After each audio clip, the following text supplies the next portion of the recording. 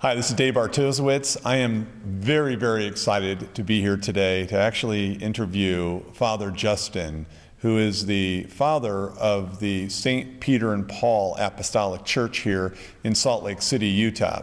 I have actually been very interested in Orthodoxy for some reasons, but I want to give him a chance to share, Father, about your faith, your church, where it came from, and how it started.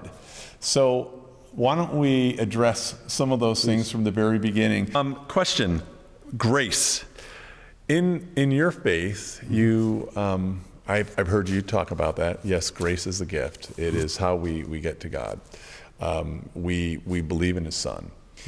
Many people believe when they see Orthodoxy that yes, you preach of grace, but yet you have a lot of extra things that you have. Sure.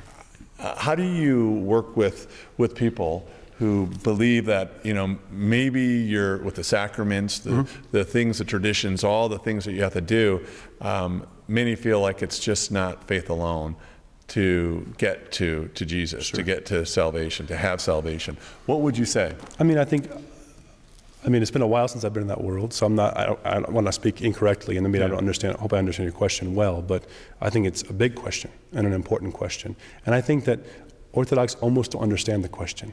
And here's what I mean by that. Like, the idea of faith and works, we just go, why don't we get it?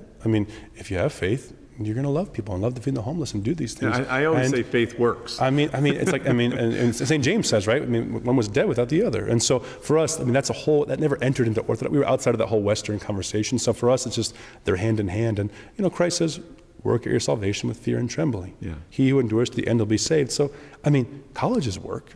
Job is work. Parenting is work. So why is it when it comes to the spiritual life, why isn't that work? Of course there's work, but we're not doing anything. In other words, all of our prayers and our fasting and our sacraments, they're not earning anything. Okay.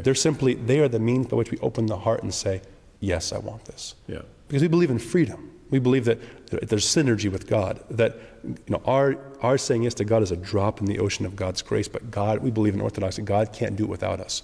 We have to say, yes, you can come into my heart, because He won't overrun our freedom, which is a divine quality in making us in His image and likeness. That's very different than I think a lot of people understanding. So grace for us, to say, what is grace? We say, a lot of things are grace. We'd say, God's grace is throughout the whole world, even people that aren't Christians. God, He made everything, every animal, every plant, so His grace is penetrating everywhere. Yet we'd say there's a unique Christian grace. And we'd say that grace begins in the baptismal font.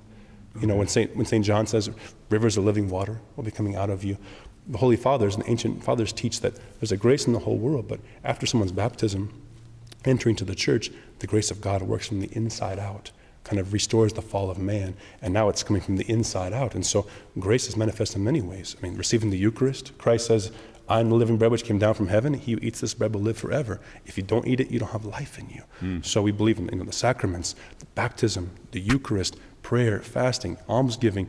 These are all means of grace. In other words, these are things that heal us. So, but for salvation, I just want to talk about that. That's a very key thing. That's a big question. Yeah. For salvation, do you accept, especially with Paul? Paul talked a lot about, yes, he did. Ephesians 2, 8 and 9, and so forth. He talks about that we receive grace through our faith. Yes, absolutely. And so your church still believes in that, right? Absolutely. Okay. Of course, faith is everything. It's a mystery. It's a great mystery. But we would say that we're very careful. We're very careful, and this is different than a lot of people believe. The idea that someone is once saved, always saved, has never for us been a tradition. We would say that that we have to die daily, as St. Paul says. And our faith has to be renewed every day, like our marriage vows to a wife renewed every day. In some sense, we have to die daily. So of course, there's a moment of coming to Christ. There's a reality there, but salvation for us is, in other words, God, we say Christ, we say, I was saved, I'm being saved, and I will be saved. Okay. And people go, huh? And that's enduring to the end. Yeah, enduring to the end. So I was saved, we were saved on the cross. Yeah.